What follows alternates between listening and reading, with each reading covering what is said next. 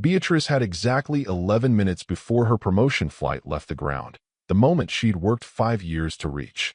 But when a stranger collapsed at her feet in the Michigan terminal, gasping for air, she made a choice that would cost her everything she'd earned. What she didn't know was that the dying man's briefcase held documents that would change her life forever. As his pulse weakened under her fingers and the final boarding call echoed overhead, Beatrice had no idea she was holding the fate of thousands in her hands. What happened next would prove that some mistakes aren't mistakes at all. Before we continue, please subscribe to the channel and let us know where you are watching from in the comments. Enjoy the story. But let me take you back 6 hours, to the moment Beatrice's phone buzzed with the message that would change everything. The alarm clock on Beatrice Tom's nightstand read 4:47 in the morning when it pierced the silence of her modest one-bedroom apartment in Detroit. She didn't hit snooze. She never did. 5 years of working night shifts had trained her body to wake before the alarm even sounded, and this morning, anticipation had kept her tossing and turning since 3. Her hand reached out in the darkness, silencing the beeping, and that's when she saw it. The glowing notification on her phone screen that made her heart stop. Subject: Congratulations, promotion approved. Beatrice sat up so fast she nearly knocked over the glass of water she always kept beside her bed. Her hands trembled as she unlocked her phone, reading the email once, twice, 3 times to make sure it was real. Dear Ms. Tom, we are pleased to inform you that your application for senior nurse supervisor has been approved. Your presence is required at the Regional Healthcare Conference in Washington, D.C. Departure today, Flight 2847, 10:15 a.m. Today. The word glowed on the screen like a promise. After 5 years of sacrifice, of double shifts and skipped holidays, of studying for certifications while her body screamed for sleep, it was finally happening. Beatrice pressed the phone to her chest and let out a breath she felt like she'd been holding for half a decade. In the dim light filtering through her worn curtains, her eyes found the silver-framed photograph on her nightstand. Her daughter, Maya, grinning in her college sweatshirt, the first person in their family to go to university. Every missed birthday, every school play Beatrice had to skip, every exhausted morning just like this one. It had all been for moments like this. She swung her legs out of bed and padded across the cold linoleum floor to her closet, pulling out the small carry-on suitcase she'd bought on sale 3 years ago, waiting for an opportunity like this. As she carefully folded her best blouse, the navy one without any stains or frayed edges, her mind drifted back through the years. She remembered her first day at Detroit Memorial Hospital, terrified and determined, a single mother with a 6-year-old at home and student loans that seemed impossible to ever repay. She remembered the elderly patients who squeezed her hand and called her an angel, the families who cried on her shoulder, the doctors who barely learned her name. She remembered the night shifts that turned into morning shifts because someone called in sick and they were already understaffed. The time she'd given her lunch to a patient's family member who couldn't afford the cafeteria. The countless hours spent on her feet until her legs went numb. But she also remembered last month when her supervisor pulled her aside and said, "Beatrice, you're the backbone of this floor. We're nominating you for the promotion." She had cried in the supply closet for 10 minutes, overwhelmed by the recognition she'd stopped expecting. Now, packing her toiletries with meticulous care, Beatrice allowed herself to imagine what this promotion meant. Better pay, enough to help Maya with textbooks next semester. Weekends off, maybe. Respect. A title that matched the responsibility she'd been carrying for years without acknowledgement. She had no idea that in exactly 4 hours and 13 minutes, she'd be making the hardest choice of her life. Her phone rang, shattering her thoughts. The caller ID showed Denise, her best friend and fellow nurse. Beatrice answered with a smile already spreading across her face. "Girl, I just saw the roster. You're really doing it." Denise's voice was loud enough to wake the neighbors. "I can't believe it's real," Beatrice whispered, zipping her suitcase closed with a sense of finality. "Denise, what if I mess this up?" "Beatrice, Tom, you listen to me. You've earned this 100 times over. Now get on that plane and show them what Detroit nurses are made of." If you've ever worked years for a single moment of recognition, you know what Beatrice was feeling. Hit subscribe if you believe hard work should pay off, because what happens to her will restore your faith. And comment justice if you can't stand when good people get punished for doing the right thing. Beatrice hung up the phone and checked the time, 5:32. She had 4 hours and 43 minutes until her flight. Plenty of time. She grabbed her suitcase, took one last look at Maya's photograph, and whispered a quiet prayer of gratitude. She had no idea that the universe was about to test just how much that promotion really meant to her. The Uber pulled up to Beatrice's apartment building at 6:43 in the morning, right on schedule. She climbed into the back seat, her small suitcase settled beside her, and watched the familiar streets of Detroit roll past the window as dawn broke across the city. The driver, a quiet older man with kind eyes, glanced at her in the rearview mirror and offered a polite, "Good morning." Beatrice returned the greeting, but her mind was already miles ahead, rehearsing the words she'd need to say when she arrived in Washington. "Thank you for this opportunity," she whispered under her breath, watching her reflection in the window. "I'm honored to serve in this capacity." "No, that sounded too formal. I'm grateful for the trust you've placed in me." "Better." She imagined walking into that conference room, shaking hands with regional directors, people who could change the trajectory of her entire career, people who expected confidence, competence, polish. She smoothed down her blouse for the 100th time, hoping the wrinkles from her suitcase would fall out by the time she landed. The morning traffic was lighter than usual, and Beatrice felt herself relax slightly as they merged onto the highway. 45 minutes to the airport, she calculated. Her flight boarded at 9:45. She'd be there by 8. Maybe even have time for a decent cup of coffee and a moment to collect herself. Everything was going according to plan. Then the brake lights appeared, a sea of red stretching ahead of them as far as she could see. The Uber slowed to a crawl, then stopped completely. Beatrice felt her stomach tighten. She checked her phone, 7:06. Still okay. Still manageable. But the cars weren't moving. 5 minutes passed. Then 10. Her driver leaned forward, craning his neck to see what was causing the backup. "Looks like an accident up ahead," he said apologetically. "Should clear up soon." Beatrice nodded, trying to keep the anxiety from her face, but her fingers were already doing the math. 7:20. 7:35. At 7:48, when they finally started moving again, her phone rang. Her supervisor's name flashed on the screen, and Beatrice's heart sank even before she answered. "Beatrice, please tell me you're at the airport." Her supervisor's voice was tight with concern. "I'm on my way. There was traffic, but I'll make it. Don't miss this flight, Beatrice." The words came out sharp, edged with something that sounded almost like desperation. "They don't give second chances for these conferences. The regional director specifically asked for you. If you're not on that plane, I can't protect your promotion. Do you understand what I'm saying?" "I understand," Beatrice said quietly, watching the terminal buildings finally come into view. "I'll be there. I promise." She hung up and pressed her hand against her chest, feeling her heartbeat hammering beneath her palm. The Uber pulled up to the departure terminal at 8:37. Beatrice handed the driver his fare, grabbed her suitcase, and rushed through the sliding glass doors into the chaos of morning travelers.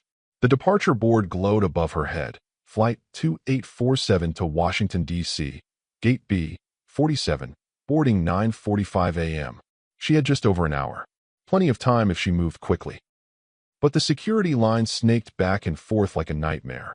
Families with strollers and business travelers with laptops creating a bottleneck that seemed to move at a glacial pace. Beatrice joined the line, checking her watch every 30 seconds, willing it to move faster. Around her, people chatted casually, unbothered by the wait. They weren't carrying 5 years of sacrifice in their carry-on bags. They didn't have supervisors' warnings echoing in their ears. Finally, blessedly, she reached the conveyor belt. Shoes off, laptop out, liquids in a bag. The TSA agent waved her through the scanner. No alarms. No additional screening. She breezed through security with 28 minutes remaining. Plenty of time. Or so she thought. Beatrice shouldered her bag and started toward the gates, passing restaurants and newsstands, her eyes scanning for Gate B, 47. She passed a busy coffee stand where the line stretched 10 people deep, the rich aroma of fresh brew filling the air. She'd skip the coffee. There'd be time for that after boarding. Right now, all that mattered was reaching that gate, getting on that plane, and finally claiming the future she'd worked so hard to build. Beatrice walked briskly through the terminal, her footsteps keeping rhythm with the quiet hum of early morning travel. Around her, the airport was coming to life. Businessmen in wrinkled suits clutching briefcases, families herding sleepy children toward their gates. elderly couples moving slowly hand in hand. She wove between them with practiced efficiency, her nurse's instinct for navigating crowded hospital hallways serving her well. 20 minutes until boarding. She checked her watch again just to be sure, then let out a breath she hadn't realized she'd been holding. The tension in her shoulders began to ease. She'd made it. Despite the traffic, despite the security line, despite everything that could have gone wrong, she was here with time to spare. As she passed the same coffee stand she'd noticed earlier, Beatrice paused. The line had thinned to just 3 people. The rich, dark smell of espresso called to her like a siren's song, and she thought, why not? She'd earned this. One good cup of coffee before the flight, a moment to center herself before stepping into her new future. She joined the line behind a young woman scrolling through her phone and a businessman barking orders into his Bluetooth headset. When Beatrice reached the counter, the barista, a tired-looking woman probably near the end of a long overnight shift, managed a genuine smile. "What can I get you, hon?" "Just a medium coffee, black," Beatrice said, returning the smile. "And thank you. You look like you've been here all night." The barista's expression softened with gratitude. 6 a.m. can't come soon enough. But folks like you make it easier. Where you headed? Washington, D.C. work trip.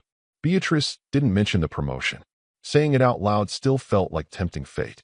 "Safe travels," the barista said, handing her the steaming cup. "Hope it's a good one." "Thank you. I hope your shift ends soon." Beatrice left a $5 bill in the tip jar, thinking of all the times someone's small kindness had made her own long shifts bearable. The barista's face lit up, and Beatrice walked away feeling lighter somehow, like the universe was confirming she was exactly where she needed to be. She glanced up at the departure board one more time, just to reassure herself.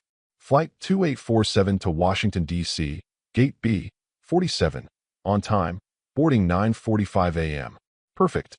Beatrice adjusted her bag on her shoulder and started walking toward the B gates, sipping her coffee and letting herself feel something she rarely allowed: pride. Not the arrogant kind, but the quiet satisfaction of knowing she'd survived impossible odds and come out stronger.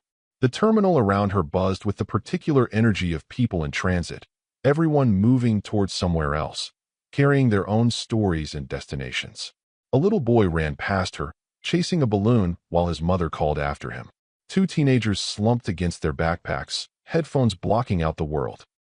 An elderly man sat alone on a bench, staring at a photograph in his weathered hands. Normal airport chaos, the beautiful mundane reality of hundreds of lives intersecting briefly before diverging again towards separate futures. Beatrice's phone vibrated in her pocket. She pulled it out and saw her daughter's name, and her heart swelled the way it always did when Maya reached out. The message was simple, just 7 words and an emoji, but they landed in Beatrice's chest like an anchor. "So proud of you, Mom," followed by a red heart. Beatrice stopped walking, right there in the middle of the terminal, and smiled. Not the polite smile she'd given the barista, but the real one, the one that came from that deep place mothers know, where love and sacrifice and hope all tangle together into something that feels bigger than your own body can contain. She typed back quickly, "Love you, baby. Everything I do is for you." Beatrice smiled at her daughter's message. In 90 seconds, she'd have to choose between that pride and a stranger's life. She pocketed her phone and continued toward Gate B, 47, her coffee warm in her hand, completely unaware that behind her, near that same coffee stand, a man in an expensive suit was reaching for his briefcase with an unsteady hand. She didn't hear the first gasp, didn't notice when his knees buckled slightly. She was 20 feet away when his suitcase began to roll across the polished terminal floor, wheels spinning freely, moving away from its owner like it had suddenly lost its purpose. That sound, wheels on tile, that particular hollow rolling, would echo in Beatrice's memory for years to come. The sharp gasp behind her cut through the airport noise like a knife through silk. Beatrice froze mid-step, her coffee still warm in her hand, and something deep in her chest. That instinct honed by 5 years of night shifts and emergency codes made her turn around. What she saw stopped her heart. A man in his late 50s, expensive suit perfectly tailored, was clutching his chest with both hands, his face drained of all color, lips turning a shade of blue that Beatrice recognized immediately. His knees buckled, and his suitcase rolled away from him across the polished floor, wheels spinning with that hollow sound that would haunt her for years. He tried to speak, tried to call for help, but only managed a strangled wheeze before his legs gave out completely. Beatrice's eyes darted to the crowd forming around him. 20, maybe 30 people, all with their phones out, filming, watching, frozen in that horrible modern paralysis where documentation replaces action. Nobody moved. Nobody helped. They just stared, fingers swiping across screens, capturing a man's life slipping away in real time. Her gaze shot upward to the departure board glowing overhead. Flight 2847, Gate B, 47, boarding in 12 minutes. 12 minutes. The promotion. Maya's tuition. 5 years of sacrifice. Everything she'd worked for was 12 minutes away. The man collapsed fully now, his body hitting the floor with a sickening thud. Beatrice's coffee cup fell from her hand, splashing across the tile, and her feet were moving before her brain caught up with the decision. Her bag dropped from her shoulder as she ran, pushing through the crowd of phone-wielding spectators, her voice cutting through their shocked silence like a command. "Somebody call 911, she shouted, already dropping to her knees beside him. Her fingers found his neck, pressing against his carotid artery, searching for the pulse she desperately hoped was there. Weak, irregular, barely present. His breathing was shallow, rattling in his chest like coins in a jar. Beatrice's hands moved on pure instinct, loosening his collar, tilting his head back to open his airway, positioning him on his back with the practiced efficiency of someone who'd done this 100 times before. "Is he breathing?" a woman asked from somewhere in the crowd, her voice high and panicked. "Barely," Beatrice said, her fingers already moving down his sternum, finding the right position for compressions. "Should we move him?" A man in a business suit asked, hovering uselessly nearby. "No." Beatrice's voice was sharp, authoritative. "Get me an AED now. There should be one mounted on the wall near the gates. Run." The man took off, and Beatrice began compressions, counting in her head, 30 pumps, hard and fast, the way she'd been trained. The man's chest rose and fell under her palms, and she could feel his ribs flexing, could hear someone in the crowd gasp at the force she was using, but she didn't stop. "Can't stop.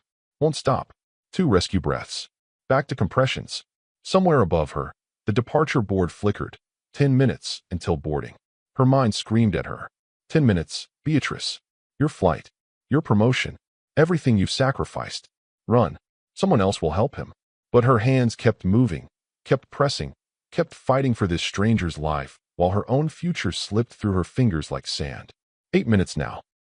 She could hear the gate agent's voice crackling over the intercom somewhere in the distance, beginning the boarding process for Flight 2847. The AED was 200 feet away. Beatrice had maybe 3 minutes before brain damage set in. Her flight? 7 minutes. She didn't run. She didn't hesitate. She just kept pushing against that chest, counting compressions, breathing life into a stranger's lungs, while everything she'd ever wanted boarded a plane without her. The security officer appeared through the crowd like an answer to a prayer, the ED case clutched in his hands, his face flushed from running. Beatrice didn't waste a second.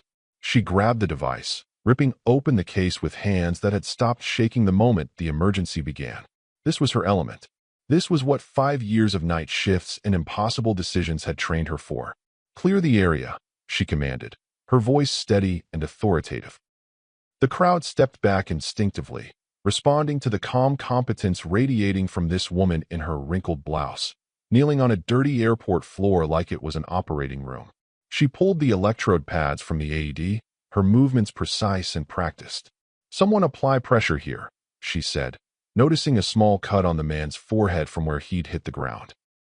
A young woman stepped forward hesitantly, and Beatrice grabbed her own scarf from around her neck, pressing it into the woman's hands. "Like this. Firm pressure. Don't let go." The AED's mechanical voice filled the tense silence, analyzing heart rhythm. "Do not touch the patient." Everyone froze. Beatrice held her breath, her hand hovering over the man's chest, watching his blue lips, his still face. The seconds stretched like hours. "Shock advised. Stand clear." Beatrice looked up at the crowd. Everyone back. Now. She positioned her hands on the AED controls, her thumb on the flashing orange button. "Shocking in 3, 2, 1, she pressed. The man's body jerked violently, his back arching off the ground, then falling still again. The silence that followed was suffocating. Nobody breathed. Nobody moved. The AED voice returned. Continue CPR. Beatrice's hands found his chest again, resuming compressions, counting silently, desperately, praying to a God she wasn't sure was listening. 30 compressions. 2 breaths. 30 compressions. 2 breaths. Her arms burned. Sweat dripped down her temples. And then, his chest rose on its own. A shallow, rattling breath, but a breath. Then another. Color began creeping back into his face, replacing the deathly pallor with something human again. Beatrice's hand flew to his neck, fingers pressing against his carotid artery. Pulse. Weak but steady. Real. He's breathing, she whispered. Then louder, he's breathing. The crowd erupted in applause, but Beatrice barely heard them. She was listening to the most beautiful sound in the world, the sound of life returning, of lungs filling, of a heart remembering its job. Sir, can you hear me? Stay with me. Later, I feel so weak. Help is coming. Just breathe. Move aside! Coming through! Beatrice rapid-fire questions, she answered on autopilot. What happened? How long was he down? What interventions? She told them everything, her voice clinical and detached, while inside her chest, adrenaline was giving way to something else, something heavier. As the paramedics loaded the man onto the stretcher, his eyes fluttered open briefly. For just a second, his gaze found Beatrice's, focused and aware despite the oxygen mask being placed over his face. His lips moved, forming words she couldn't hear over the commotion, something urgent, something meant just for her. Then his eyes closed again, and they were wheeling him away, disappearing through the terminal toward the ambulance bay. Beatrice stood slowly, her knees protesting, her entire body covered in sweat. Her hands were trembling now that the emergency was over, the adrenaline draining out of her all at once. She looked down at herself, scarf gone, blouse untucked and stained, hair falling out of its careful bun. Then she looked up at the departure board. Gate closed. B-47. The words glowed like an epitaph. Her face, so strong and certain just moments ago, crumbled. The final boarding announcement echoed through the terminal, cruel in its cheerful efficiency. This is the final call for Flight 2847 to Washington, D.C. All remaining passengers must board immediately. Beatrice watched through the terminal windows as her plane pushed back from the gate, its engines whining to life, carrying her promotion, her future, her 5 years of sacrifice away from her at 500 miles per hour. If this moment gave you chills, smash that like button. Comment worth it if you think she made the right choice, even if it cost her everything. Because the people who are about to show up won't let her forget what she sacrificed. Beatrice had saved a life. But as she watched her promotion flight push back from the gate, she had no idea she'd just saved the one person who could save her entire hospital. Or destroy it. 20 minutes later, Beatrice sat alone in a quiet corner of the terminal, collapsed into one of those uncomfortable plastic chairs that airports seem designed to make you hate. The adrenaline had completely drained from her system now, leaving behind only exhaustion and the crushing weight of what she'd just done. Her hands still trembled slightly as she pulled out her phone and dialed her supervisor's number, pressing it to her ear with something close to desperation. It rang once, twice, 3 times, then voicemail. Of course, her supervisor's voice, crisp and professional, instructed her to leave a message. Beatrice opened her mouth, tried to find words that could possibly explain why she'd just thrown away 5 years of work, and realized there were none. She hung up without speaking. Her fingers moved to her email instead, typing out a message to HR with shaking hands. To whom it may concern, I regret to inform you that I missed Flight 2847 due to a medical emergency in the terminal. A passenger collapsed and required immediate intervention. I performed CPR and used an AED until paramedics arrived. I understand this may affect my promotion status. Please advise on next steps. Respectfully, Beatrice Tom. She read it 3 times. Hating how formal it sounded, how inadequate, how it couldn't possibly convey that she'd held a man's life in her hands and chose him over everything she'd worked for. She hit send and watched the message disappear into the void. The ticket counter was her next humiliation. The agent, a middle-aged woman with kind eyes and tired feet, listened to Beatrice's situation with genuine sympathy before delivering the verdict Beatrice already knew was coming. Next available flight to Washington is tomorrow morning at 6:15, she said gently. The fare would be $847. Beatrice pulled up her banking app with fingers that felt numb. The numbers glowed back at her. $312. Her entire checking account. 2 weeks until payday. Rent due in 5 days. She closed the app and looked up at the agent with a smile that felt like it might crack her face in half. "Thank you anyway," she whispered. Back in her corner of the terminal, surrounded by the sounds of other people catching flights, making connections, getting to where they needed to be, Beatrice finally let herself cry. Not the loud, dramatic kind of crying, but the quiet, devastating kind that comes from somewhere deep in your chest where hope used to live. The tears rolled down her cheeks silently as her mind replayed the last 5 years like a cruel slideshow. The student loans she was still paying off, $23,000 in debt for a nursing degree. Maya's 6th birthday party that she'd missed because of a double shift. Christmas mornings working while other families opened presents. The patients who'd squeezed her hand and called her an angel while hospital administration barely knew her name. Every sacrifice, every missed moment, every time she'd chosen duty over her own life, all leading to this, sitting alone in an airport, watching her future fly away without her. "Excuse me." A voice broke through her thoughts. An elderly man stood in front of her, the one she'd noticed earlier staring at a photograph.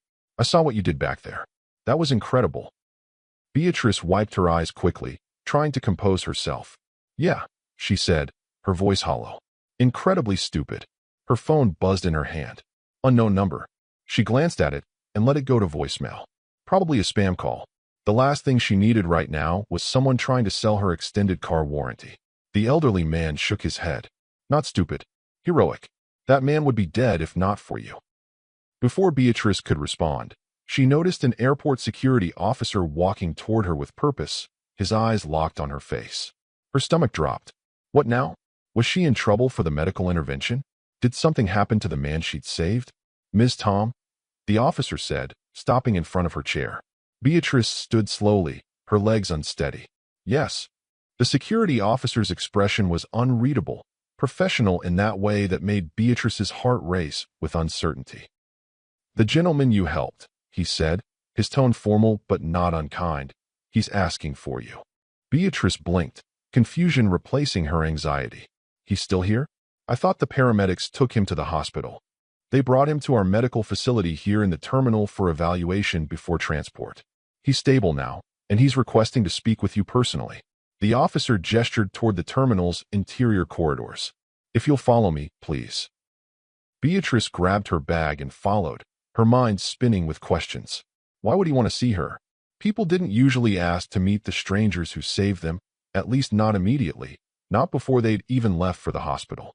They walked through employees-only doors, down sterile hallways that reminded Beatrice too much of the hospital where she worked, until they reached a private medical room with frosted glass windows. The officer knocked once and opened the door. What Beatrice saw stopped her in the doorway. The man she'd last seen unconscious and blue-lipped was now sitting upright on an examination table, his color fully returned, his expensive suit somehow straightened and pristine despite everything he'd just been through. But it wasn't just him. For other people in equally expensive suits surrounded him like sentries. 2 men, 2 women, all holding tablets and phones, all turning to look at Beatrice with expressions she couldn't quite read. The air in the room felt heavy with importance, with power, with something she didn't understand. John Webster's eyes found hers immediately, and something in his gaze made her breath catch. Gratitude, yes, but also assessment, like he was seeing past her wrinkled clothes and tear-stained face to something deeper. "You saved my life," he said simply. His voice was stronger than she expected, cultured, the kind of voice accustomed to boardrooms and authority.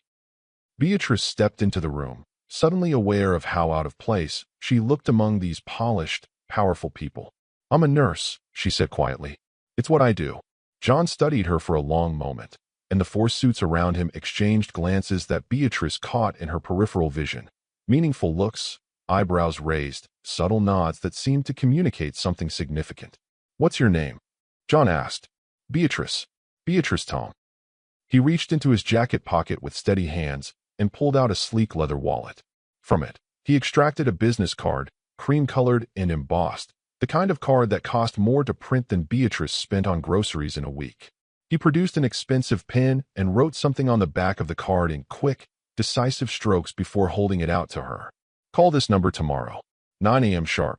Beatrice took the card, her fingers brushing against the heavy cardstock. She turned it over and read the front. Webster Medical Group, in elegant serif font, and below it, John Webster, Chief Executive Officer. Her eyes widened slightly as recognition began to dawn. Webster Medical Group. She'd heard that name before, seen it on hospital documents, grant applications, donor lists. They were one of the largest medical funding organizations in the country. She looked up at John, then at the four assistants watching her with what she now recognized as intense interest. Her mouth opened, but no words came out. The man whose life she'd saved wasn't just anyone. He was someone who controlled millions, maybe billions, in healthcare funding. Someone who could make or break hospitals with a single decision. "Mr. Webster, I don't," she began. 9 a.m. He repeated firmly, but not unkindly. "Don't be late, Beatrice Tom." One of the female assistants stepped forward, a tablet in her hands, fingers already moving across the screen like she was taking notes, recording this moment for some purpose Beatrice couldn't fathom. If you think you know where this is going, comment your prediction below. And if you can't stand when corporations ignore everyday heroes, subscribe, because this CEO is about to do something no one expected. Beatrice pocketed the card, her hand trembling slightly, and nodded. "Thank you," she managed, though she wasn't entirely sure what she was thanking him for. As she turned to leave, escorted back out by the security officer, she heard one of the male assistants speak in a low voice behind her. "Sir, are you certain about this?" She didn't hear John's response before the door closed, but she felt the weight of that business card in her pocket like it was made of lead instead of paper. Beatrice pocketed the card, assuming it was a thank you formality, maybe an offer to cover her medical expenses or send flowers. She had no idea that by 9 a.m. tomorrow, that card would be worth more than her entire year's salary. The cheapest hotel Beatrice could find near the airport was a budget chain off the highway, the kind of place where the carpet had seen better decades and the air conditioner rattled like it was trying to escape. $63 a night. Money she couldn't really afford to spend, but sleeping in the terminal wasn't an option. She dropped her bag on the faded bedspread and collapsed into the chair by the window, pulling out her phone with hands that still hadn't completely stopped shaking. Her fingers moved almost on autopilot, typing Webster Medical Group into the search bar. What populated on her screen made her breath catch in her throat. The first result was their official website, sleek and professional, with John Webster's face prominently displayed in the leadership section. But it was the numbers that made her eyes widen in disbelief. Webster Medical Group, providing funding for 47 hospitals nationwide. $2.3 billion endowment dedicated to improving patient care and healthcare infrastructure. She scrolled further, her heart pounding. Articles from major news outlets. Webster Medical Group announces largest Sir, can you hear me? healthcare Stay with grant me. in decades. I feel so weak. CEO John Help is Webster coming, just breathe. Move aside, coming hospital through! Funding model. Photos of him shaking hands with senators, cutting ribbons at hospital openings, standing beside medical equipment that his foundation had purchased. Beatrice set her phone down and pressed her palms against her eyes. This man, this billionaire who controlled the fate of nearly 50 hospitals, had nearly died on an airport floor. And she'd saved him. The magnitude of it hit her like a wave, not because of who he was, but because of how easily she could have walked past, could have prioritized her flight, could have let someone else handle it. She tried to sleep, crawling under the thin hotel sheets as exhaustion pulled at her bones, but her mind wouldn't quiet. Every time she closed her eyes, she saw John Webster's face going blue, felt his weak pulse under her fingers, heard the AED's mechanical voice instructing her to shock. She rolled over, checked her phone. 11:47 p.m. She put it down, closed her eyes again, and gave up after another 20 minutes of staring at the ceiling. At 12:30 in the morning, she called Maya. Her daughter answered on the second ring, her voice alert despite the late hour. College students never slept. "Mom? What's wrong? Did you land safe?" Beatrice felt tears prick at her eyes just hearing her daughter's voice. "I didn't make the flight, baby." "What? Why? What happened?" "A man collapsed at the airport. I had to help him. I did CPR, and by the time the paramedics came, her voice broke slightly. My flight was gone." "Oh, Mom." Maya's tone shifted from concern to something softer. "Are you okay? Did he survive?" "He survived." "And Maya?" Beatrice looked at the business card sitting on the nightstand like an accusation. He's the CEO of Webster Medical Group. Do you know what that is? There was a pause. Then Maya's voice came back, higher and more excited. Mom, you saved a billionaire. I just Googled him. This guy funds like half the hospitals in the country. I saved a person, Beatrice said firmly, needing her daughter to understand this. That's all. It doesn't matter who he was. I would have done the same thing if he was homeless. I know you would have, Mom. That's why you're you. Maya's voice turned playful, trying to lighten the mood. But maybe he'll help with my tuition? I'm half joking. Mostly joking. Beatrice let out a tired laugh despite everything. Don't get your hopes up, baby. People like that don't remember people like us once the emergency is over. He gave me his card, told me to call tomorrow morning, probably just wants to say thank you properly. Or maybe he wants to give you a reward. Mom, this could change everything. Or it could be nothing. Beatrice countered gently, not wanting to let hope take root. Either way, I need to sleep. I love you. Love you too, Mom. I'm proud of you. You know that, right? After they hung up, Beatrice set her alarm for 6 a.m. and placed her phone on the nightstand beside John Webster's business card. She stared at it in the dim light filtering through the curtains, that cream-colored rectangle that represented a world so far removed from her own it might as well be on another planet. Her mind drifted back to the terminal, to that moment when John's eyes had fluttered open on the stretcher, when his lips had moved beneath the oxygen mask. She'd been too far away to hear what he'd said, but now, in the quiet of this lonely hotel room, the memory sharpened. His voice, barely a whisper, hoarse and desperate. Thank you. Thank you. Just 2 words, repeated like a prayer. What Beatrice didn't know was that across town, in a private suite at one of Detroit's finest hotels, John Webster was making phone calls that would change 300 lives by sunrise. At 8:47 in the morning, Beatrice was pacing the narrow strip of carpet between her hotel bed and the bathroom, her phone clutched in a hand slick with nervous sweat. She'd been awake since 5:30, had showered twice, changed clothes 3 times, and was now wearing the same wrinkled blouse from yesterday, because it was the most professional thing she owned. The business card sat on the bed, John Webster's handwritten number staring up at her like a challenge.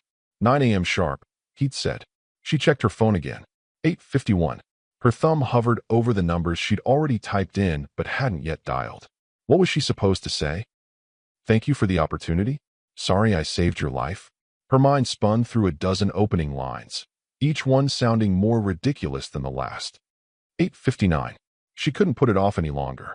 Beatrice took a deep breath that did nothing to steady her nerves and pressed the call button. The phone rang once before a crisp, professional voice answered. Webster Medical Group. How may I direct your call? Hi. My name is Beatrice Tom. John Webster asked me to call this number at 9. Please hold. Before she could say another word, generic hold music filled her ear. Soft jazz, the kind that was supposed to be calming but instead made every second feel like an eternity. Beatrice sat down on the edge of the bed, then stood up again, unable to stay still. 1 minute passed, then 2. She checked the time obsessively. 9:01, 9:02, wondering if she'd been forgotten, if this was all some elaborate mistake, if she should just hang up and pretend none of this ever happened. Then the music cut off abruptly, replaced by a different voice. Female, authoritative, the kind of voice that didn't waste time with pleasantries. Ms. Tom, Mr. Webster will see you at his office. 10:30 a.m. A car is being sent to your location. Beatrice's mind scrambled. Wait, I don't have anything to wear to. Click. The call ended. She stared at her phone in disbelief, her heart hammering against her ribs. A car? To his office? She looked down at herself. The wrinkled blouse, her only pair of dress pants that were 2 years old and starting to fray at the seams, shoes that desperately needed replacing. This wasn't what you wore to meet a billionaire CEO in his office. This wasn't what you wore to meet anyone important. She frantically searched her suitcase for something, anything better, but there was nothing. The promotion conference had been business casual at best. She hadn't packed for whatever this was. At 9:43, while Beatrice was trying to smooth wrinkles out of her blouse with her bare hands, a sleek black SUV pulled into the hotel parking lot, so out of place among the budget rental cars and aging sedans that she knew immediately it was for her. The driver stepped out, a man in a dark suit and sunglasses who looked like he belonged in a Secret Service detail, and walked into the lobby. Beatrice grabbed her purse with shaking hands and met him at the door. Ms. Tom? His voice was professional, neutral. Yes, that's me. Her voice came out smaller than she intended. He opened the back door of the SUV without another word, and Beatrice climbed in, sinking into leather seats that probably cost more than her monthly rent. The interior smelled like expensive cologne and new car. As they pulled out of the parking lot, Beatrice watched the familiar streets of her neighborhood fade away, replaced by parts of Detroit she'd only seen in magazines. Upscale shopping districts, renovated historical buildings, tree-lined streets where the houses had gates and the lawns had gardeners. They drove for 20 minutes, and with every mile, Beatrice felt herself moving further from the world she knew and deeper into one where she didn't belong. Finally, the SUV turned onto a boulevard lined with corporate towers, and there, rising above them all like a monument to success, stood a gleaming skyscraper with the name Webster Tower etched in chrome letters across its face. The driver pulled up to the main entrance, came around to open her door, and Beatrice stepped out onto pavement, so clean it looked like it had been polished. The building stretched up toward the sky, all glass and steel and intimidating wealth. She took one step toward the rotating doors, and her phone exploded in her hand. Buzz, buzz, buzz, text after text flooding in. Her supervisor, her colleagues from the hospital, people she hadn't heard from in months. Everyone asking the same question in different words. What did you do? Call me immediately. Beatrice, what's going on? Did you really meet John Webster? As Beatrice stepped into that marble lobby, her phone still vibrating with messages she didn't understand, she had no idea that back at Detroit Memorial Hospital, her supervisor was staring at an email with trembling hands. Subject line. Beatrice Tom. Urgent. The lobby of Webster Tower was more museum than office building. Marble floors polished to a mirror shine, modern art installations that probably cost more than Beatrice's house, and a ceiling that soared 3 stories high with chandeliers that looked like frozen waterfalls of crystal. Beatrice's worn shoes squeaked slightly against the marble as she walked toward the elevator bank, and she became acutely aware of every frayed thread on her pants, every wrinkle in her blouse, every sign that she didn't belong in a place like this. An elevator attendant in a crisp uniform stepped forward and pressed the call button for her, as if she couldn't be trusted to manage it herself. The doors opened to reveal not a standard elevator, but a glass capsule that looked like it belonged in a science fiction film. Beatrice stepped inside, gripping her purse like a lifeline, and the attendant followed, his white-gloved hands moving to the control panel. 47th floor, he said simply, and pressed a button near the very top. As the elevator began to rise, Beatrice's stomach dropped. The glass walls gave her an unobstructed view of the entire city spreading out below, Detroit in all its complexity, the Renaissance Center in the distance, the Detroit River snaking through the landscape, buildings getting smaller and smaller as they climbed higher and higher. She'd never been afraid of heights before, but this felt different, like she was ascending into a realm where gravity worked differently, where the rules she'd lived by her entire life no longer applied. The elevator chimed softly at the 47th floor, and the doors opened onto a scene that made Beatrice's breath catch. The office suite was something out of a movie. Floor-to-ceiling windows overlooking the city, furniture that looked like it belonged in an art gallery, and a reception area larger than her entire apartment. 3 assistants, all impeccably dressed, stood from their desks the moment she stepped out, their eyes tracking her movements with professional interest. Ms. Tom, the closest one said, a young woman with perfect posture and a smile that didn't quite reach her eyes. Please, follow me. Beatrice followed, her shoes clicking against polished floors so reflective she could see her own anxious face looking back up at her. The hallways were lined with photographs. John Webster at hospital dedications, shaking hands with presidents, accepting awards from medical organizations. They passed a conference room where a meeting was in progress, and Beatrice felt every eye in the room turn toward her as she walked by. Executives in $1,000 suits paused mid-sentence, their conversations dying as they watched this rumpled nurse being escorted through their inner sanctum. She wanted to disappear. She wanted to turn around and run back to the elevator, back to her budget hotel, back to her regular life, where she understood the rules and knew her place. But the assistant kept walking with brisk efficiency, leading her deeper into the maze of wealth and power, until finally they stopped in front of a set of massive wooden doors that looked like they'd been carved from a single ancient tree. Beatrice noticed something then that made her heart clench. Taped to the imposing door at child height was a crayon drawing, bright and cheerful and completely out of place in this temple of corporate authority. Stick figures holding hands, a house with a crooked chimney, and words in shaky child handwriting. "Get well soon, Grandpa."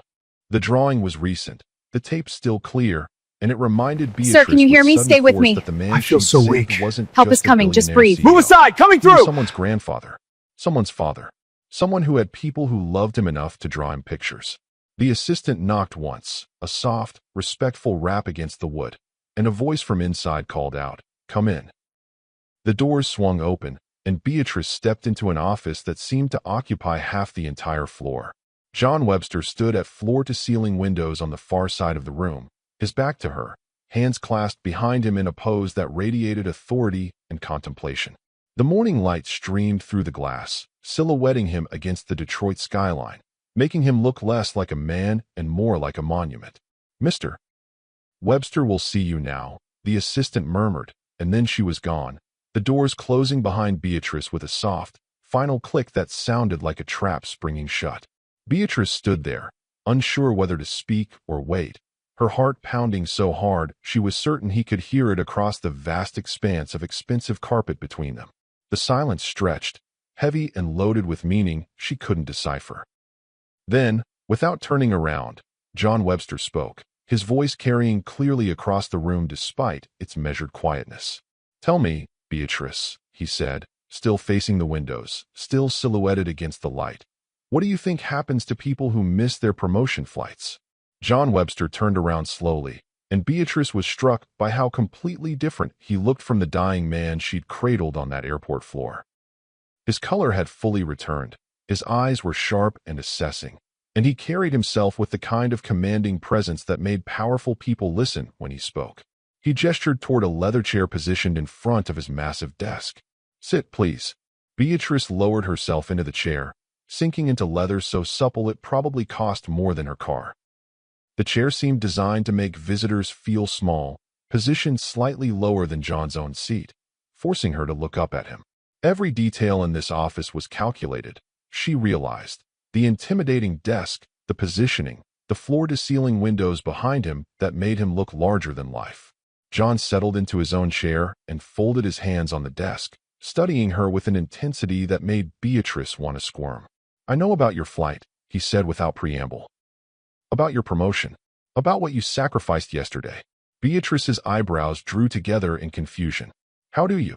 "I made calls," John interrupted, his tone matter of fact. "Lots of calls.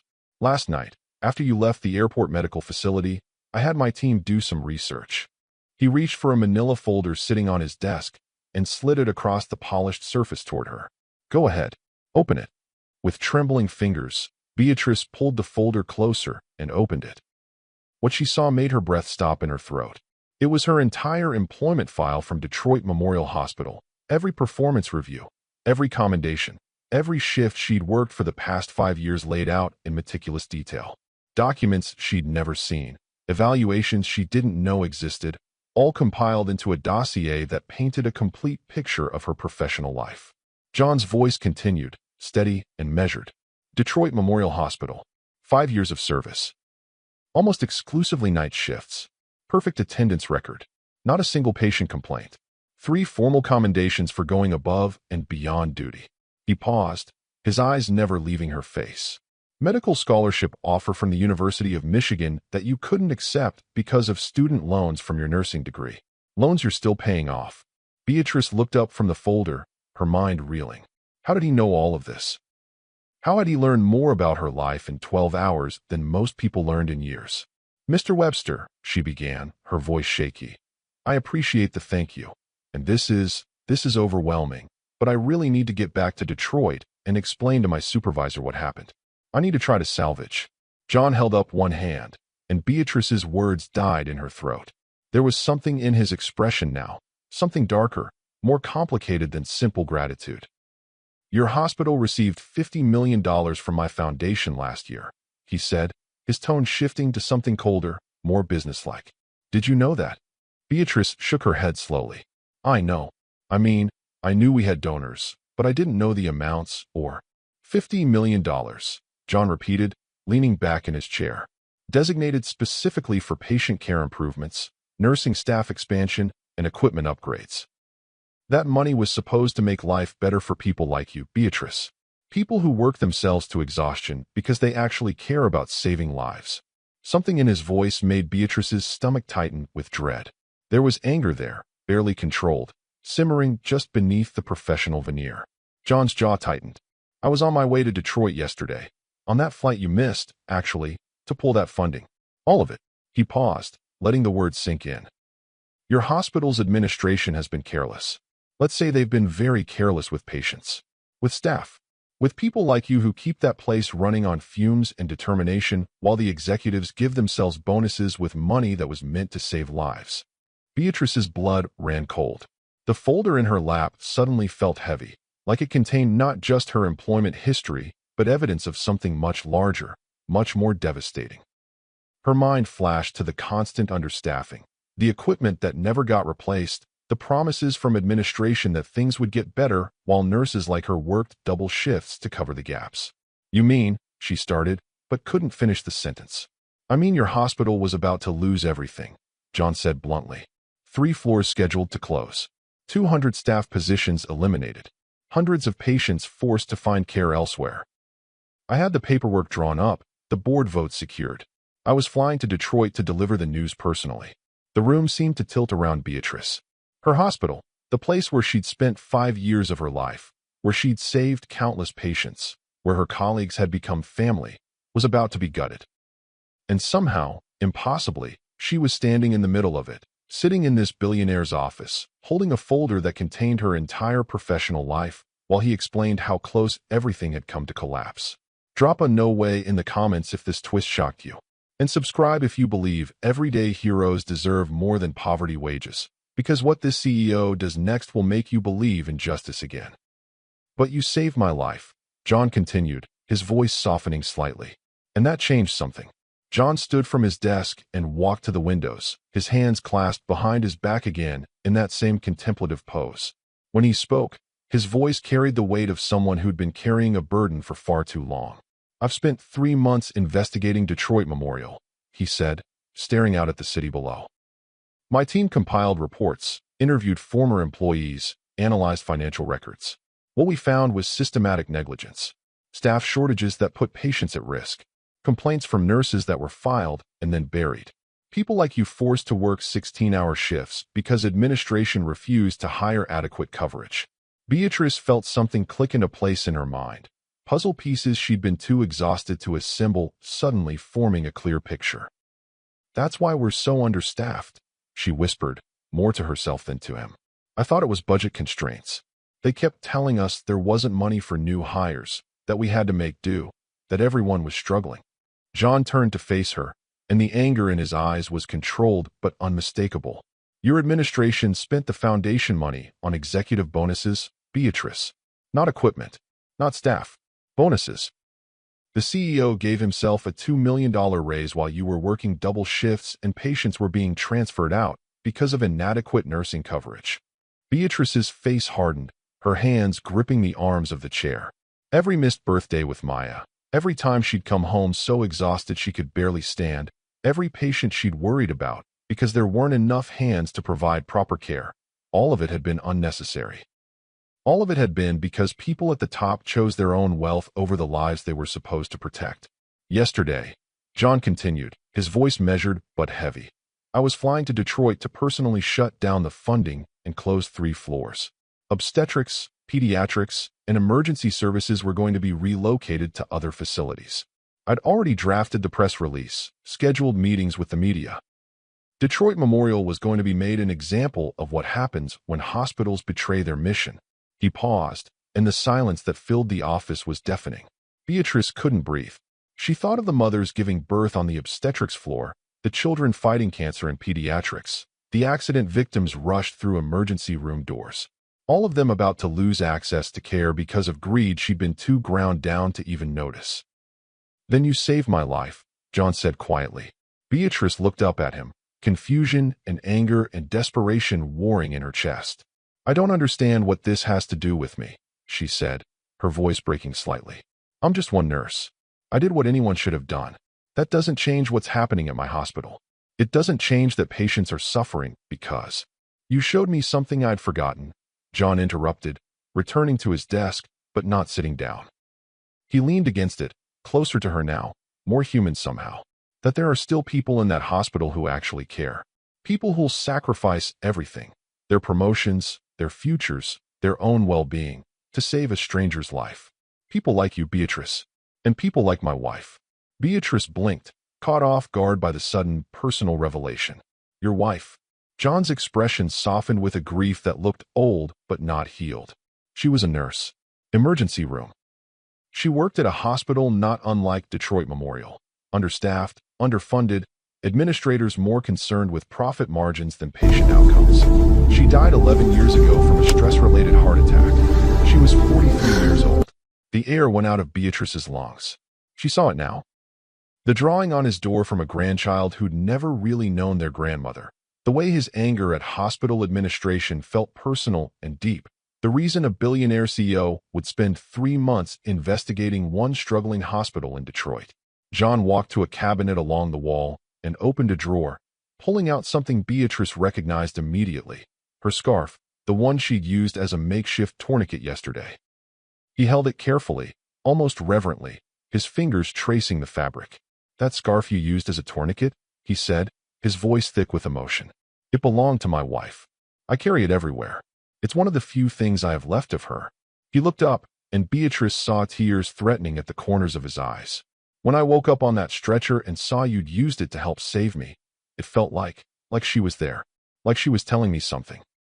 Beatrice felt her own tears starting, understanding flooding through her.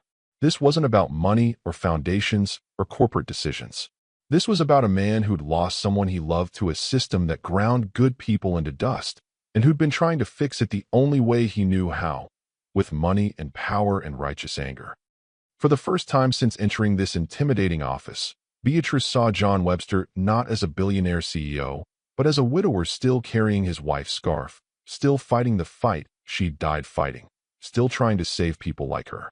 John carefully folded the scarf and placed it back in the drawer, then walked to the window again, his silhouette once more framed against the Detroit Sir, can you hear me? Stay with me. When he I feel spoke, so weak. his voice Help had is coming, just transformed breathe. from Move aside, coming grief-stricken through! widower back to commanding CEO, but now Beatrice understood the humanity underneath the authority.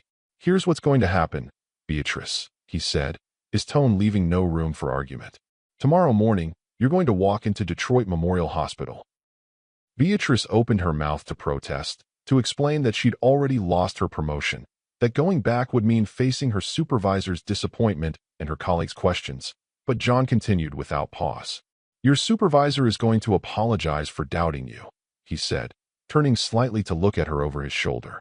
"The administration is going to offer you your promotion, and a substantial raise." Beatrice felt her heart stutter. "How do you?" "Because I'm not pulling the funding," John said, turning fully to face her now. "I'm doubling it. $100 million. With conditions." He walked back to his desk, opened another drawer, and pulled out a second folder, this one thicker than the first. He placed it on the desk in front of her with deliberate care. "Open it." Beatrice's hands trembled as she reached for the folder. Inside were legal documents, contracts, organizational charts, all bearing the Webster Medical Group letterhead.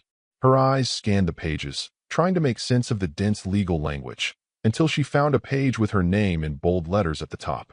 "You're going to be the new director of nursing at Detroit Memorial," John said, his voice steady and certain. "You'll oversee how every dollar of that $100 million is spent on patient care and staff welfare.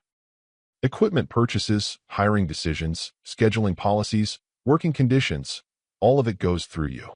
The administration will answer to you, and you'll answer directly to my foundation." Beatrice looked up from the documents, her face pale with shock. "I can't. I'm not qualified for this. I've never managed anything beyond my own shifts. I don't have an MBA or administrative experience or—" "You risked everything to save a stranger," John interrupted, his voice firm but not unkind. "You saw a dying man and didn't think about your career or your promotion or what it would cost you. You just acted. You did what was right without hesitation. He leaned forward, his hands flat on the desk. That's the only qualification that matters, Beatrice. Not business degrees or management training. Integrity, compassion, the willingness to put patience before profit. Those are things you can't teach, and they're exactly what Detroit Memorial needs. Beatrice felt tears streaming down her face now, not tears of sadness, but of something bigger, something that felt like her entire world shifting on its axis. I don't know what to say, she whispered. Say yes, John replied simply. Say yes, and tomorrow you walk into that hospital with the power to change everything that's broken. Say yes, and every nurse working 16-hour shifts gets the support they deserve. Say yes, and patients stop suffering because of administrative greed. Her hands shook as she held the folder, the weight of responsibility pressing down on her like physical force. This wasn't just a promotion. This was the power to reshape an entire institution, to protect people like her from the system that had ground them down for years. It was terrifying. It was overwhelming. It was everything she'd never dared to dream. Yes, Beatrice heard herself say, the word coming out stronger than she expected. Yes, I'll do it. John smiled. A real smile this time, reaching his eyes in a way that made him look years younger. Good. My legal team will contact you this afternoon to finalize the details. You start Monday. He extended his hand across the desk, and Beatrice stood on shaky legs to shake it. His grip was firm, confident, the handshake of someone sealing a deal that would change hundreds of lives. Thank you, Beatrice said, her voice breaking. Thank you for everything. For believing I could do this. Thank you, John corrected gently, for reminding me why I started this foundation in the first place. For showing me that my wife's fight isn't over, that there are still people worth fighting for. Beatrice clutched the folder to her chest as she left his office, her mind spinning with everything that had just happened. The assistant who'd led her in was waiting to escort her back down, but Beatrice barely registered the journey through those intimidating hallways, barely noticed the elevator descent or the marble lobby or the black SUV waiting to take her back to her budget hotel. All she could think about was the folder in her hands and the impossible responsibility it represented. But there was one more thing in that folder. Something Beatrice didn't see until she got home. Something that would make her cry for an hour straight. The black SUV glided through Detroit's streets in silence, the driver understanding without being told that his passenger needed quiet. Beatrice sat in the back seat, the folder open on her lap, her eyes scanning the same pages over and over as if the words might rearrange themselves into something that made more sense. Director of Nursing. $100 million. Oversight Authority. The magnitude of it refused to settle into reality. Her phone felt heavy in her hand as she pulled it out, her thumb hovering over Maya's contact photo. She needed to hear her daughter's voice, needed to anchor herself to something real before she floated away entirely. The call connected on the first ring. Mom, did you meet with him? What happened? Maya's voice was bright with curiosity and hope. Beatrice opened her mouth to speak, but what came out wasn't words. Just a choked sob that she tried desperately to swallow back. Baby, she managed, her voice breaking completely. Your tuition. It's paid. All 4 years. The silence on the other end lasted only a heartbeat before Maya's scream of joy nearly shattered Beatrice's eardrum. What? Mom, what? Are you serious? Oh my God, Mom, are you crying? This is real. This is actually real. It's real, Beatrice whispered, tears streaming down her face as she smiled wider than she had in years. You can finish school without debt. You can focus on studying. You don't have to work 3 jobs like I did. You're free, baby. You're free. Maya was crying now too, her words tumbling out between sobs. I can't believe this. I can't, Mom, what did you do? What happened? I saved someone's life, Beatrice said simply, and he decided to save mine. They stayed on the phone for another few minutes, Maya asking questions Beatrice could barely answer through her tears, both of them laughing and crying in equal measure. When they finally hung up, Beatrice sat back against the leather seat, feeling lighter than she had in a decade. The weight of student loan debt, the constant worry about Maya's future, the fear that her daughter would graduate already drowning in the same financial quicksand that had trapped Beatrice, all of it lifted. She looked down at the folder again, intending to close it, when she noticed something she'd missed before. The documents hadn't been stacked properly. There was one more page at the very back, slightly offset from the others. Beatrice pulled it free and began to read. The Beatrice Tom Scholarship Fund for Nurses. $5 million endowment. Her hands started shaking so badly, she nearly dropped the page. She read on, her vision blurring with fresh tears. Established to provide full tuition assistance for nursing students who demonstrate exceptional compassion and dedication to patient care. Preference given to single parents and first-generation college students. For nurses who sacrifice everything to care for others. The last line was handwritten in John Webster's distinctive script, in memory of Elizabeth Webster, RN, and in honor of Beatrice Tom, who reminded me why this matters. Beatrice broke down completely, sobbing so hard her whole body shook. $5 million. In her name. For nurses like her, people struggling the way she had struggled, fighting the same battles she had fought. John Webster hadn't just changed her life. He'd created a legacy that would change hundreds of lives for generations. Nurses who would never know her name would go to school debt-free because of what she'd done in that airport terminal. The SUV pulled up to her budget hotel, but Beatrice couldn't move. She sat there clutching the paper, crying tears that were equal parts joy and disbelief and overwhelming gratitude. The driver, bless him, said nothing, just handed her a box of tissues from the front seat and gave her the time she needed. Her phone rang, shattering the moment. She looked at the screen through tear-blurred eyes and saw her supervisor's name. Beatrice's stomach clenched instinctively. That old fear of disappointing authority, of being reprimanded, of losing everything. But then she remembered the folder in her lap, remembered who she was about to become, and she answered. Beatrice, please. Her supervisor's voice came through, shaking and desperate in a way Beatrice had never heard before. We need to talk. I just got a call from the hospital board, and from Webster Medical Group. I don't understand what's happening, but her voice cracked. Please tell me you're coming back.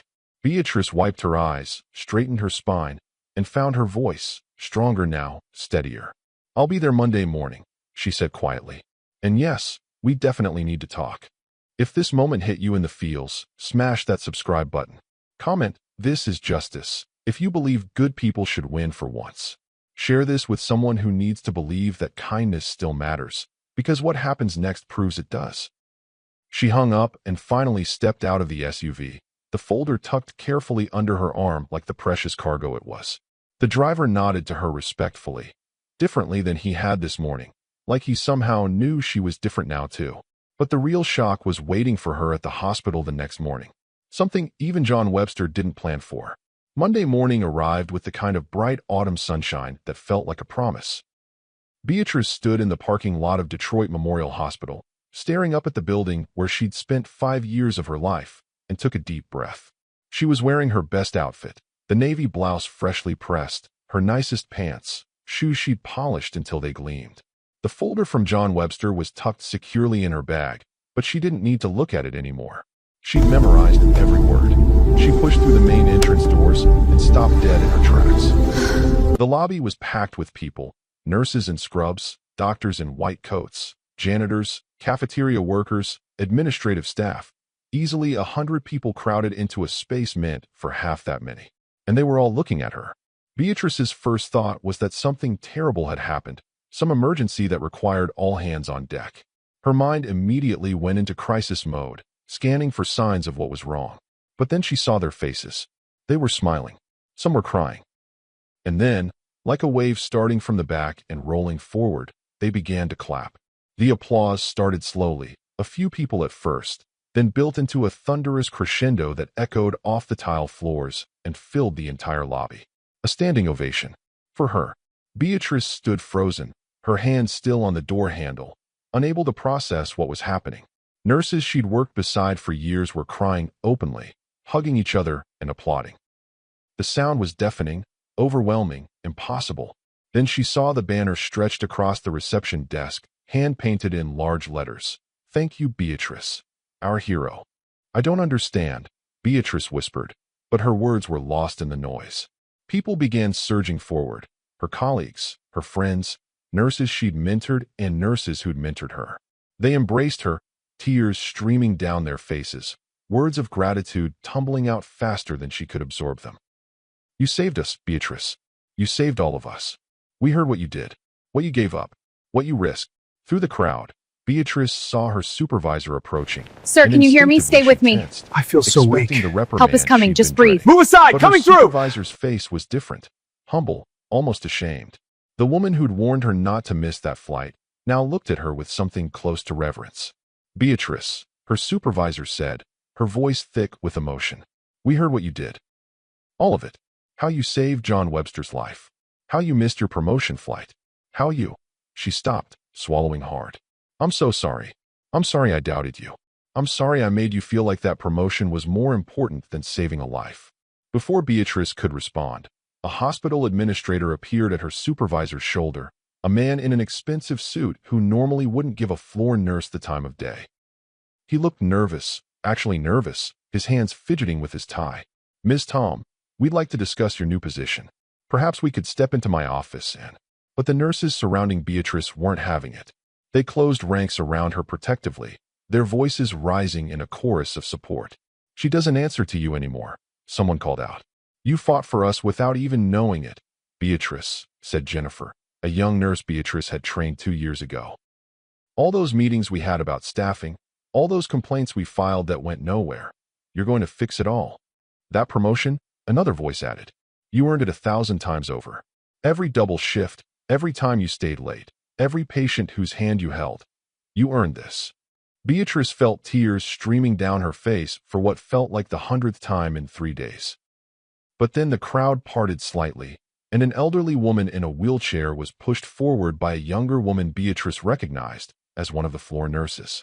The elderly woman's eyes were bright with tears, and she reached out a trembling hand toward Beatrice. You saved my husband 3 years ago, too, the woman said, her voice wavering with emotion. He had a stroke in his hospital room. You were the first one there. You did CPR for 12 minutes until the code team arrived. You don't remember, do you? Beatrice knelt down beside the wheelchair, taking the woman's hand in both of hers. And she did remember. A winter night, 3rd floor, room 317. A man named Robert who'd coded at 2 in the morning. I remember everyone, Beatrice said softly, meeting the woman's eyes. Robert. He recovered. He went home. The woman nodded, tears spilling over. He lived 2 more years because of you. 2 more years of birthdays and anniversaries and morning coffee together. You gave me that gift, and you never even knew. She squeezed Beatrice's hand. We all do. That's why we wrote the letters. Beatrice's brow furrowed in confusion. Letters. Beatrice's supervisor stepped forward, and for the first time in 5 years, there were tears in the woman's eyes. She held a large cardboard box, the kind used for storing files, and she placed it carefully in Beatrice's hands. When the Webster Foundation asked for staff feedback about our nursing department, her supervisor said, her voice breaking, we sent them these. Beatrice looked down at the box, confused, and lifted the lid. Inside were letters, hundreds of them, handwritten on every kind of paper imaginable. Lined notebook pages, hospital stationery, cards with flowers on them, even napkins with careful writing squeezed into the margins. She pulled one out with trembling hands. Beatrice, Tom held my mother's hand when she died. We couldn't get there in time because of a snowstorm, but Beatrice sat with her for 3 hours, talking to her, making sure she wasn't alone. She told my mother about her own daughter, about hope and love and heaven. My mother's last words were, tell that beautiful nurse thank you. I never got the chance. Thank you, Beatrice. Beatrice's vision blurred. She reached for another letter. Beatrice stayed 2 hours past the end of her shift to calm my autistic son, who was terrified of the hospital. She didn't have to do that. She sang to him. She held him. She made him feel safe when I couldn't. She's an angel. Another letter. Another story. She gave me her lunch because I couldn't afford the cafeteria and hadn't eaten in 2 days while my wife was in ICU. She advocated for my father when the doctors wanted to give up. She fought for him like he was her own family. She noticed my depression before I even told anyone. She saved my life without me even asking. 200 letters. 200 lives she'd touched without even realizing it. 200 people who'd taken the time to write down their gratitude, their love, their memories of a nurse who they'd never forgotten even if she'd forgotten them. John Webster's voice echoed in her memory, words he'd spoken in his office that now made complete sense. I didn't save your career, Beatrice. 200 people you'd already saved did that for you. She sank to the floor, the letters spilling around her like snow, and wept. The crowd gave her space but stayed close, witnessing this moment of recognition, this reckoning with the impact of 5 years of selfless service that she'd never stopped to measure. Then Beatrice's hands found one more letter, and she recognized the handwriting before she even read the name. Maya, her daughter, had written to the Webster Foundation. My mom misses every school play, every holiday, every birthday. Not because she doesn't love me, but because she's saving someone else's mom, someone else's daughter, someone else's family. She comes home so tired she can barely stand, but she still asks about my day. She works herself to exhaustion so I can go to college. She sacrifices everything, and she never complains. She deserves the world. She deserves to know that everything she's given up matters. Please tell her it matters. Beatrice clutched the letter to her chest and remembered that moment in the terminal. John's suitcase rolling across the floor, that sound of wheels on tile, her choice between the flight and his life. She understood now that it hadn't been a choice at all. It had been who she was, who she'd always been, condensed into one crystallizing moment that changed everything. The suitcase rolling away. The sound that started it all. The sound that brought her here. 6 months later, the transformation at Detroit Memorial Hospital was nothing short of miraculous. Beatrice sat in her new office, a modest space she'd insisted on, nothing like the lavish executive suites upstairs, with a nameplate on the door that read Director of Nursing, Beatrice Tom. Through her window, she could see the hospital parking lot where she used to park her aging car in the furthest spot to save the close ones for patients. Now she parked there by choice, still believing those spots belonged to the people who needed them most. The staff meetings had changed completely. Where once administrators talked at nurses, now nurses talked and administrators listened. Beatrice had implemented a policy she called frontline voices first. Every decision about patient care had to be vetted by the people actually providing it. The nurses who worked the floors, who knew the patients' names and stories, who understood what was needed because they were the ones doing the work. New equipment arrived weekly. Modern monitors that didn't glitch during critical moments. Beds that actually functioned properly.